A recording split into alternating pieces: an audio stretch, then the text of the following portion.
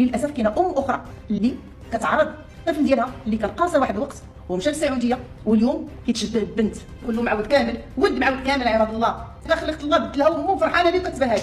واحد الولد اللي كتاكسبوزي الاكسبوز لمن الناس هما خارج الوطن، خارج المغرب، كتستغل ولدها وكتشجع ولدها في ذاك البغاء. حنا ما غنسكتوش هذا الشيء. اهلا خوتي المغاربه، في اطار زيرو تفاهه اللي بغاوها المغاربه كاملين، حتى المؤثرين اللي كيخدموا بجديه لصالح هذه البلاد، ماشي اللي كيتسناو الادسانس في اخر الشهر. اليوم الموضوع ديالنا خطير وخطير جدا، كيخص الشكايه اللي قدمتها السيده سميره البقالي انها غادي ترفع الدعوه بام ادم بن شقرون اللي كتستغل ولدها وكتقدموا للخليجيين في اللايفات باش تطلب منهم الهدايا والفلوس، وكتقدم ولدها في طبق من ذهب للخليجيين باش تستغلوا، وكتستغل سمعه المغرب والمغاربه وتنشر الفساد على السوشيال ميديا وكتاثر به على شباب صاعد. طلع على باج ديالو انا استاذه مناضله وربي نفخ طايح لك على وجهك اختي، اقسم لك بالله ما ذكرتش بالاسم ديالها. ادم بن شقرون والام ديالو، علاش؟ لان الام ديالو النوبه الاولى وليدي وكتبكي كتسمع، ولكن ملي جاب للراجل جوج كلمات والدري كيضحك مع امو كيمسل يدو كيرجع الكاميرا غا جوج فليسات راه بدل امي. شنو قال لكم شنطتك وسير للسعوديه فيها الفلوس صيفط شي حد؟ شكرا لكم على الاشتراك. اللي كتهضري عليه هو علاش انت بتشبهها بالرجال؟ علاش انك تقطعي شعرك وهذا ماشي مشكل عادي عندك انت تقطعي شعرك ولا سميتو نعل الله المتشبهون بالرجال متشبهات بالنساء، هذوك نعلهم الله.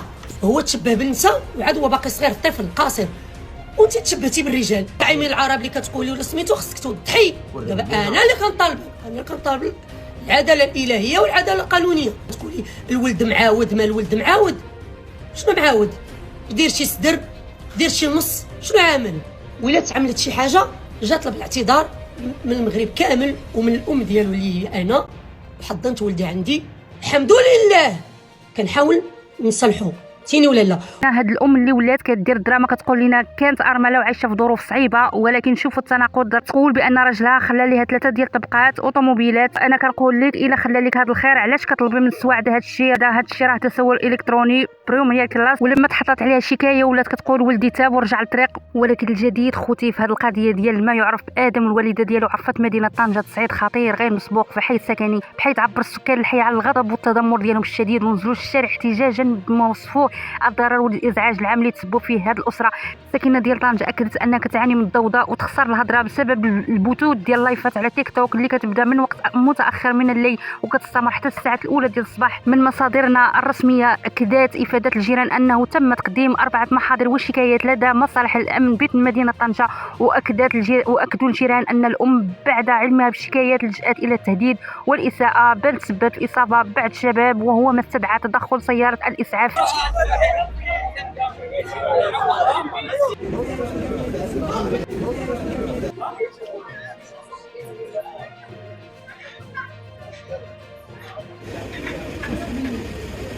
السلام عليكم ورحمه الله.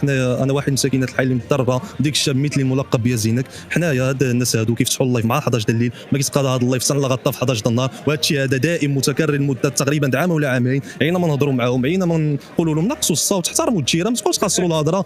ما كاينش اللي جاوبك هضرنا المره الاولى، مره الثانيه، مره الثالثه، ما كاينش اللي هضر معك. واحد النهار هودت الام ديالو قاسنا اللي بغى ابنه يمشي للكوميساريه او يمشي عند الحموش. نوضنا حنايا عملنا شكايه عاجلا وكيل الملك، قدمناها. هي ساقط الخبر هاد اليومين باللي حنايا عاملين شكايه نهار الجمعه. ملي ساقط الخبر خرجت الحومه مع شي 3 الصباح ولا 2:30 هيدا كتسب كلام نابي اللي ما تقدرش تسمعوا مره، تخسرت الهضره والتهديدات غنجيب لكم وغنفعل لكم وغنترككم، ما خلاتناش شي. حنايا خصنا شي حل وخصنا السلطه تدخل، وشكرا. هادشي اللي بغينا. اليوم كنا عاملين لقاء صحفي مع الصحافه، جات هي هودات بدات كتسب فينا، خرجت بالهراوه كتهدد، ضربت واحد 2 شباب هنايا ومداتهم الاسعاف. زعما لا حول ولا قوه الا بالله، عندنا صعصع في الدرب وهذا ما كنعانيو مشكل ديال الهرج وديال الفوضى بالليل الانسان ملي كيجي الدار ديالو على اساس انه ينعس ويرتاح ويريح مع الوليدات ديالو ويتفقد الاحوال ديالو، كيسمع اذا به كيسمع الهرج، وماشي الهرج العادي، غنصاوبوا ذاك الهرج العادي. هذه على الهرج عباره عن كلام فاحش، كلام ساقط اللي ما تقدرش تسمعوا. الناس كيبقاو يطلقوا لايفات في تيك توك وفي جميع مواقع التواصل الاجتماعي، وحنا كنعيشوا معاهم.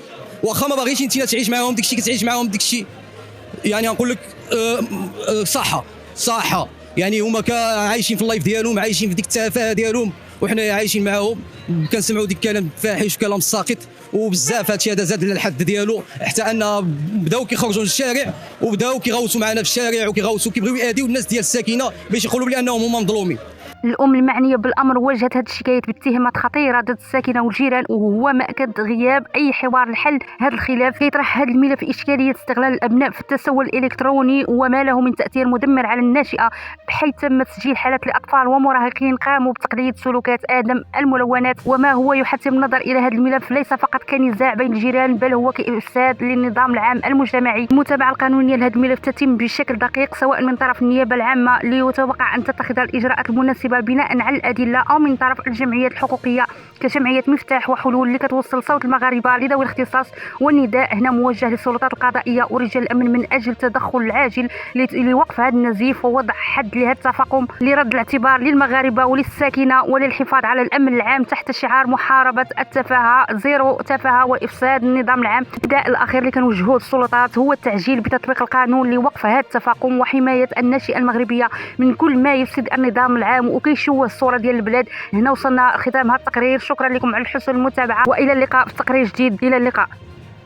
وانت تشبهتي بالرجال عيمين العرب اللي كتقولي ولا سميتو خصك توضحي. دابا انا اللي كنطالب العداله الالهيه والعداله القانونيه. تقولي الولد معاود، ما الولد معاود شنو معاود؟